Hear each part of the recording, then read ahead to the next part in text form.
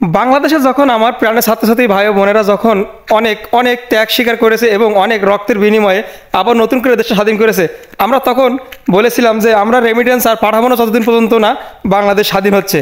কিন্তু আজ আমাদের বাংলাদেশ স্বাধীন হয়ে গেছে ইনশাল্লাহ। আমরা যারা প্রবাসীরা আছে আমাদের ঘাম ঝরানো টাকা আমরা প্রত্যেকেই ব্যাংকের মাধ্যমেই পাঠাবো ইনশাল্লাহ। আমাদের দেশকে সুন্দর করে সাজানোর দায়িত্বই আমাদের প্রবাসীদের।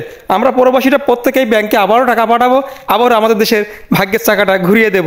এবং যারা আমাদের জন্য অনেক অনেক কষ্ট করে আমাদের দেশটাকে স্বাধীন করে এনেছে তাদেরকে আমরা জানাচ্ছি আমাদের পক্ষ থেকে আন্তরিক অভিনন্দন এবং ভালোবাসা। আপনাদেরকে জানাই আমাদের হাজার হাজার লাখো লাখো কোটি কোটি সালামের শুভেচ্ছা আপনাদের জন্য সবসময় থাকবে।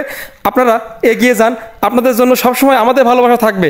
এবং রেমিটেন্স যতদিন পর্যন্ত বাংলাদেশ সুষ্ঠুভাবে চলবে ততদিন মধ্যে রেমিটেন্স ব্যাংকেই পাঠাবো ইনশাল্লাহ। আমরা প্রবাসীরা কথা দিচ্ছি। ভালো থাকবেন সবাই। আসসালামু আলাইকুম।